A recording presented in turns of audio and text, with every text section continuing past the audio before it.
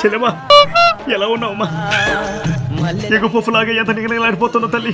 నిన్ను చూసి ఎంతకాలం అయిందమ్మా తల్లి.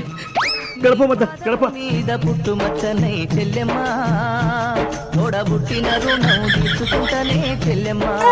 హారతి పల్లెల్లో వాటర్ తీసుకురామ్మా, చెల్లెలు కాడు కడగాలి. కూర్చోమ్మ, కాళ్ళు నొప్పులు వస్తాయి. నువ్వేం టెన్షన్ పడబాకమ్మా, ఇప్పుడు వస్తుంది చూడు. ఆస్తుందంట.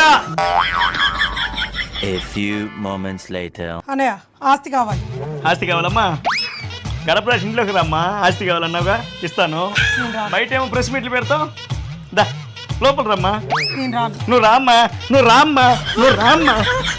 అమ్మ అందుకే చెప్పింది ఏమని? ఒంటరిగా ఇంటికి వెళ్ళొద్దని. హారతి ఎందుకు పిలుస్తున్నావు వదిన్ని? ఇప్పుడు ప్లేట్లో వాటర్ తీసుకొచ్చి నా కాలు కడగమనా? లేదు, కాలు నరికేయడానికి. పనిలో పని అమ్మను కూడా తీసుకురావాల్సింది. ఆస్తి కావాలా నీకు? ఆస్తి అడిగితే అస్తికిలే. నన్ను పిలుస్తున్నాడు. నన్ను పిలుస్తున్నాడు ఆయన. అని పిలిచింది మీ ఇద్దరిని కాదు, నన్ను. ఎందుకంటే మావి గారిని పేరు పెట్టింది నేనే కదా. నా తెలివితేటలు మన తెలుగు వాళ్ళకి అర్థం కాలేదు, అవతల ట్రంప్కి అర్థమైంది. చూడండి, నువ్వు ఎన్నిసార్లు పిలిచినా సరే నా సొంత డబ్బులు పెట్టుకొని నేను అమెరికాకి రాను.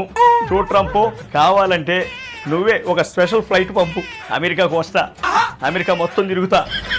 అమెరికాలో ఉండే జనాలు నీ చుట్టూ తిరిగేలా మీ రాజధానికి ఒక మంచి పేరు పెడతా, నా మావిగన్ స్టైల్లో. అట్టగారు స్మైల్ చేయడం నన్ను చూసి నేర్చుకో.